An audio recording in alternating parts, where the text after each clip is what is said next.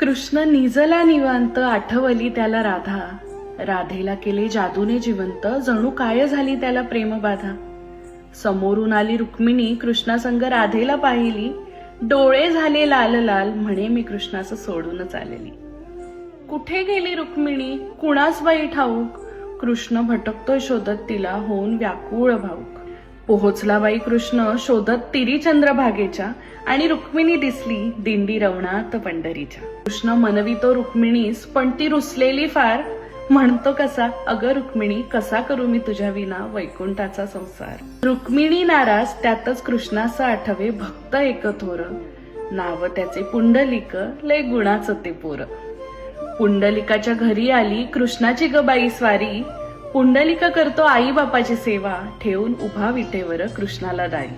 वाट पाहता पाहता कृष्णाची मूर्ती राहिली. विटेमुळे विठ्ठल त्याची प्रचिती जाहली. 28 युगे झाली लांब उभी राहुनी, रुक्मिणी रुसवात धरी. अवघ्या भूमंडळाचा संसार बघत विठ्ठल उभा विटेवरी.